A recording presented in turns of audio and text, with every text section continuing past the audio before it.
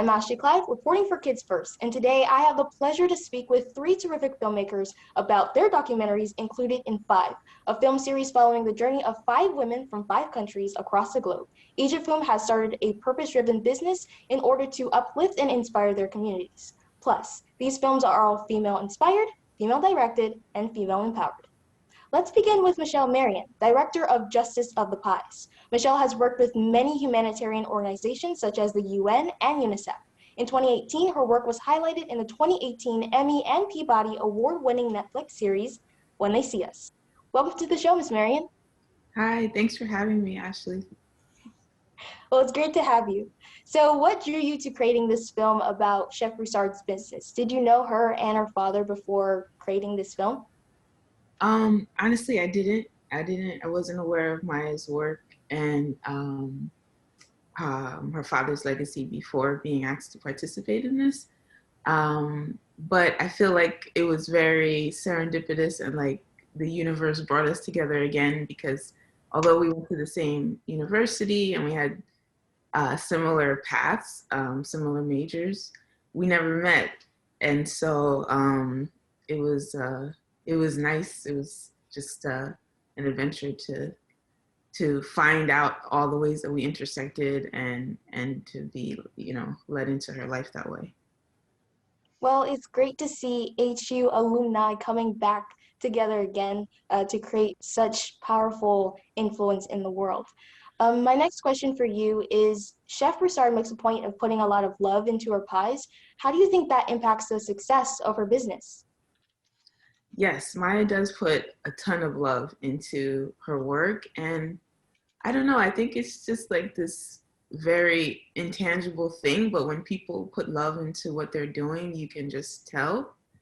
And I mean, the pies tasted good. They look good. She's very loved by the children that she serves and by the community she serves. So maybe it's it's seen in that way, the way that people respond to her and her business and what she's doing. So, yeah. Oh, that's really cool. I was going to ask if you did try the pies because they looked really good. They looked so good. So a quote that stuck with me in the film was being a hero to someone else. Who are your heroes that inspired you to become a film director? Wow, that's always a tough question because it's such a long list for different reasons. But I mean, I guess at the foundation, I think like my family and my parents, my grandparents were my heroes because they allowed me to be, to sort of venture on this path. And my family is an immigrant family, and I know that they sacrificed a lot to come here, and they probably were like, not thrilled about the path because it is a risky one compared to, some quote unquote more stable jobs. So I just feel like the path that they took in coming here and sacrifice and still allowing me to find my own way in the world, like, and, just raising me and loving me, like they're my heroes. That's awesome. Well, I kind of have the same story because, my mom is also an immigrant. So I know the stereotypical, but, story that we should have those stable jobs, but you're doing perfectly fine and succeeding in what you do. So kudos to you. So as an African American female, I found this film particularly inspiring. What do you hope audiences will take away from this film? Wow, there's so much. There's so many layers to like what you discover, shooting someone's life, and I feel like on the surface, yeah, the takeaways are about food insecurity and social entrepreneurship, and there's other things like like you mentioned, ways to sort of put a legacy in place, like to mirror your family's legacy and in the way that you act and the things that you do with your life, the way that Maya really incorporates her and her father's relationship and everything that she does.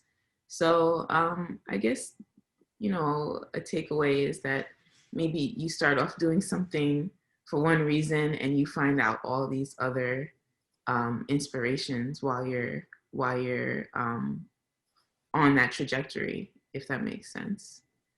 Yeah, it makes total sense. I really believe that audiences will take away that from the film because it was, again, inspiring. But thank you for doing what you do and really talking with me today. Thank you. Thank you. Well, now let's talk with Lisa Madison, director of Onganic. Lisa has created and distributed documentary films in conjunction with powerful grassroots campaigns to inspire and engage audiences in important social issues. Welcome, Ms. Madison. Thank you for having me. Thank you. So, Ms. Madison, Onganic profiles the work of journalist Ekta Jaju and her inspiring work educating farmers, hundreds of farmers, about creating alternatives to environmentally harmful farming procedures. I am really curious to why you decided to create this particular film. We collaborated with MasterCard to source all of these stories. So, I mean, we sourced, over 100 stories of women around the world, probably. And they were keen on telling a story in this region. So the decision to film ECTA in particular was a collaborative decision. And I was really excited because the first film that I ever worked on was about sustainable agriculture. And I've been in the sustainable agriculture sort of world and movement for a while now. So I was excited to follow her story, follow a woman's journey in India around that issue.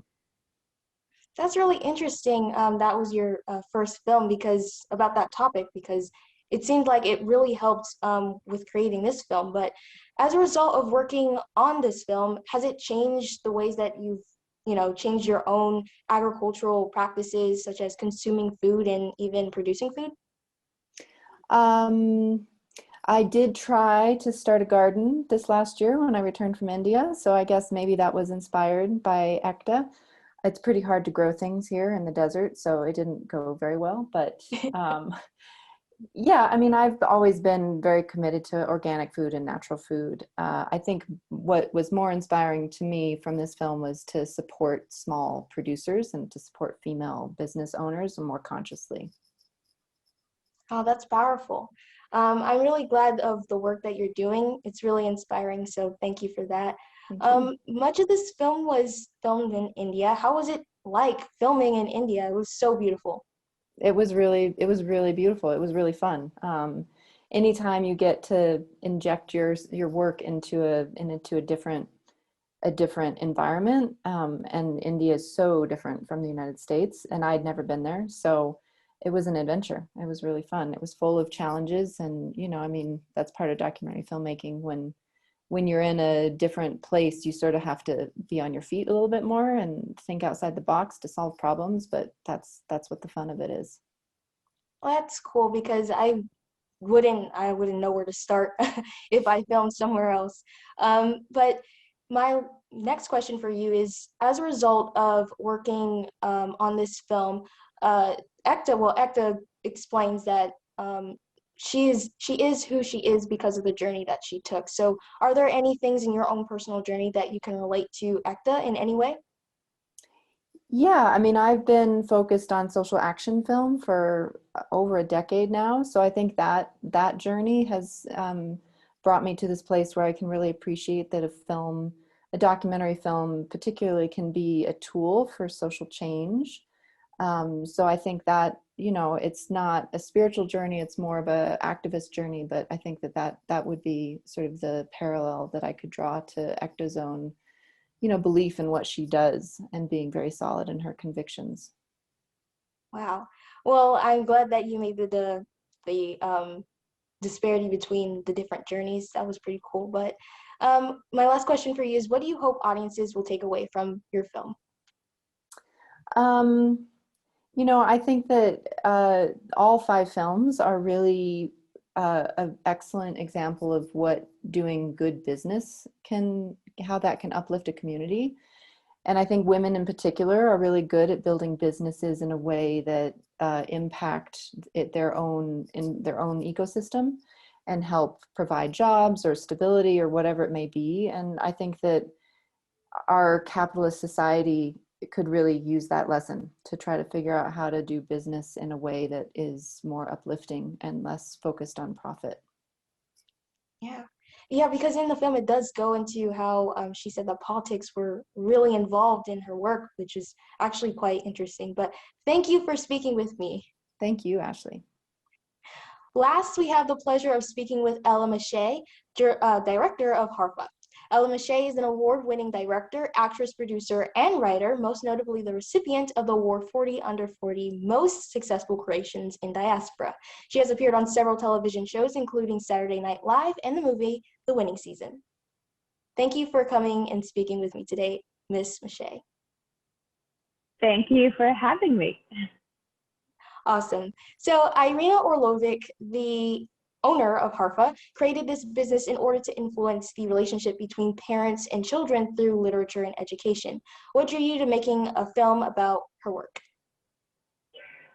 Well, the film was represented to me by MasterCard and Square Zero Films about Irina. And the moment that we met, we just kind of very quickly became friends as if we had known each other. And from there on, a beautiful story of struggle turned into something very positive unfolded. And, you know, since I was a kid, I love books. I love smelling books. It's a weird thing, but I used to work in a library, one of my first jobs. So, you know, just looking over all the literature she has published, that's literature about cognitive behavior translated over to Croatian, which the country hadn't had prior. It was just so great to see, and it was really truly a labor of love and a lot of hardship. Yeah, I really saw that throughout the film. It was beautifully filmed. I really loved all the aspects that she was talking about, how she journeyed into her business, which was actually really heartwarming. But Ms. Mische, you lived in Croatia until the age of 12. How did your personal connection with Croatia help you direct Harfa? Well, yeah, correct. I moved away from Croatia when I was 12, and she lives in the city close to where I was born. So I kind of knew what B-roll I wanted. And in there, I snuck in a lot of places that mean something to me as well from early childhood that went well with her story as well, because there's certain places that everyone goes to, and serendipitously enough, a lot of the places where her and her daughter would go is where I would go when I was little. And so that way, and also culturally, you know, we sort of clicked, and it reminded me of, you know, where you come from and where you are in a new world with new opportunities, and being a person of both worlds and knowing cultures. I think it's really, I have the gift of both worlds in expressing that through film and having an opportunity to tell her story in a very beautiful way. Well, that's awesome. That's really cool how you added those little nuances inside of your own film to not only show her story, but also yours in a way. So that's really awesome. So a lot of the film talks about Matea, who was born with a heart condition. Did making this film make you look at the world in new ways? Because it certainly made me look at the world in many new ways.